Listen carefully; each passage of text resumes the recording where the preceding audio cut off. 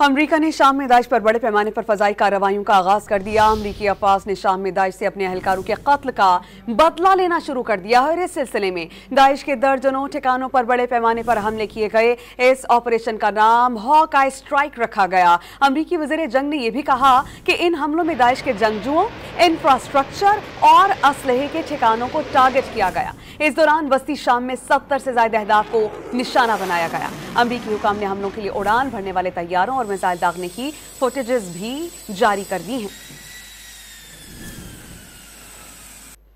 अमरीका ने शाम में दाइश पर बड़े पैमाने पर फजाई कार्रवाइयों का आगाज कर दिया। अमरीकी अफवाज ने शाम में दाइश से अपने एहलकारों के कत्ल का बदला लेना शुरू कर दिया और इस सिलसिले में दाइश के दर्जनों ठिकानों पर बड़े पैमाने पर हमले किए गए। इस ऑपरेशन का नाम हॉकाई स्ट्राइक रखा गया। अमरीकी वज़ीर जंग ने यह भी कहा कि इन हमलों में दाइश के जंगजुओं, इंफ्रास्ट्रक्चर और असलहे के ठिकानों को टारगेट किया गया। इस दौरान वस्ती शाम में 70 से ज्यादा अहदाफ को निशाना बनाया गया। अमरीकी हुकाम ने हमलों के लिए उड़ान भरने वाले तैयारों और मिसाइल दागने की फुटेजेस भी जारी कर दी हैं।